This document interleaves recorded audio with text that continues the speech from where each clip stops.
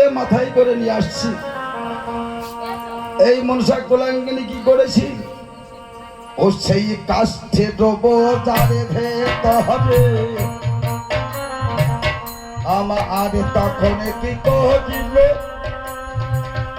আর মায়ার বসে কতগুলো নাগিব ঢুকাইয়া দিল।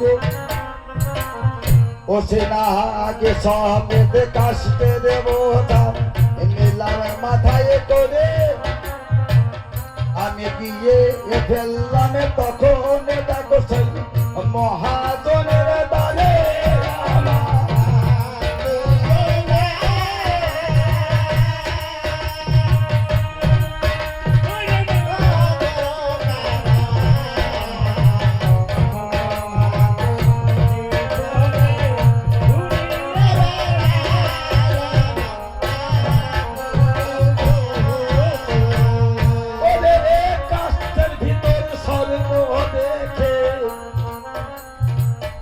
আমার সেজে কি দিল, আমার পেটে ধরে মারিয়ে হতে বাবা তারা গিয়া দিল।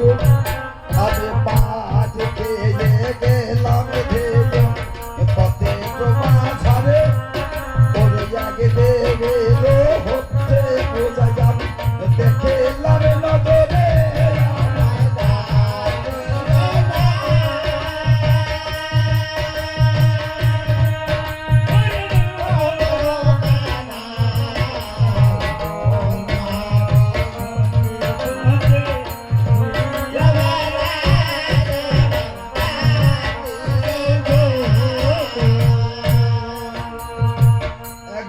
দেবীর পূজা হচ্ছে খোদার তাড়নায়, খোদার তাড়নায় আমি হস্ত পেতে প্রসাদ করি যে গোবিন্দ সেবা দেব বলে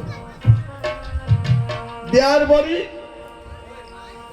বাক্যরূপা সরস্বতী সে আমার মুখ দিয়ে বার করছে, তোরই দেবী বংশে সরস্বতী দেব বংশে বাক্যরূপা দেবী আমার মুখ দিয়ে বার করছে। যেটা কোন দেবীর পূজা হচ্ছে, বলছে মনসা।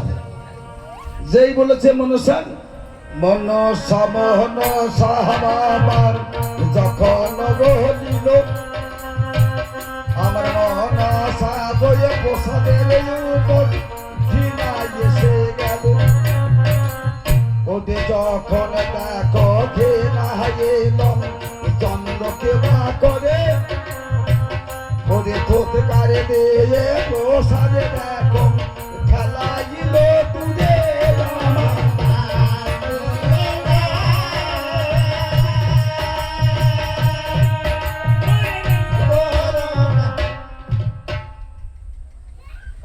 তোর পুজো তো দেওয়া যেমন তেমন, তোর প্রসাদই আমি গ্রহণ করবো না।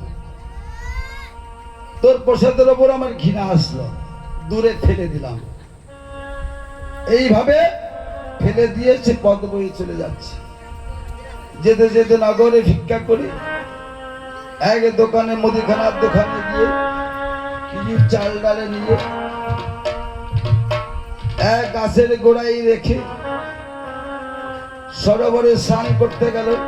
যে স্নান করে এসে আমি রন্ধন করে আমি ক্ষুধা নিবারণ করি।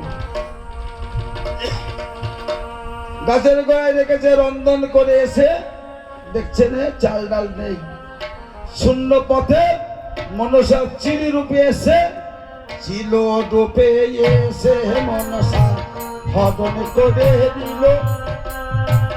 এ যে মুখে আহার হরণ করে দিল, মা বলবো কি বলে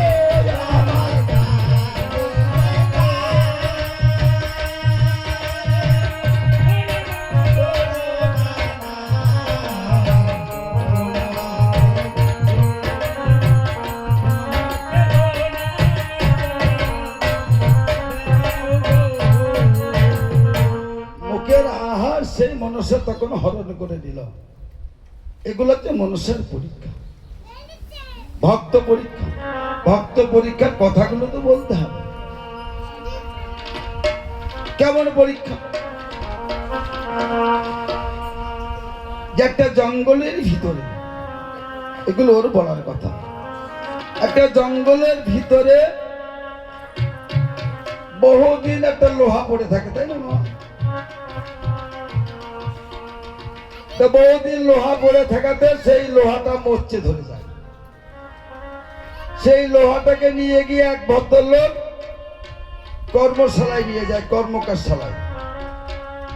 কর্মকারশালা কি করে, যে আগুনের কুণ্ড আছে, আগুনের কুণ্ডের ভিতরে দিয়ে দেয়। দিয়ে দেওয়ার পর লাল টকটকে হয়ে যায়। চিমটি দিয়ে ধরে নিয়ে একটা মুদগড়ের ওপরে রেখে আর একটা মুদগড় দিয়ে ঠেঙিয়ে ঠেঙিয়ে মরচে লোহাটাকে পরিষ্কার করে মরচিগুলো ঝরিয়ে ফেলে দিয়ে আবার দ্বিতীয়বার দেয়। দ্বিতীয়বার দেওয়াতে আবার যা ছিল মরচে ঠেঙিয়ে ঠেঙিয়ে ঝরিয়ে ফেলল। তৃতীয়বার যেমন দিল, দেখছে আর মরচে নেই। এই মুদগড়ের ওপর মুদগড় রেখে পিটিয়ে পিটিয়ে এমন একটা ধারালো অস্ত্র তৈরি করলো, সেই অস্ত্র দিয়ে কোনো দ্রব্য কাটে না, কোনো দ্রব্য কাটে না। কাটে একমাত্র কি, মায়ার বান্ধন। সেই অস্ত্র দিয়ে মায়ার বান্ধন কেটে যায়। তাই মহাজন বলছে, নির্মল হইলে আত্মা। নির্মল মানে যদি ভিতরে নির্মল কোনো যদি অন্য মনোভাব না থাকে, নির্মল হইলে আত্মা সুপ্তা সত্যে বসে, তখনই ওই প্রকৃতির সেবার আয়োজন আসে। আমার নির্মল আত্মা তুই করলি কখন? হ্যাঁ, আমার এই আত্মাটাকে যে নির্মল করলে, কি করলে নির্মল হয়, সেইটাই তুই ভক্তকে বোঝাবি না।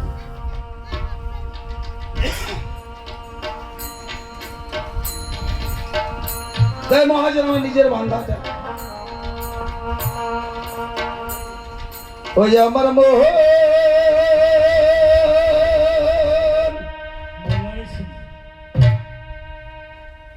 মেলে মনে মানুষ মেলে না।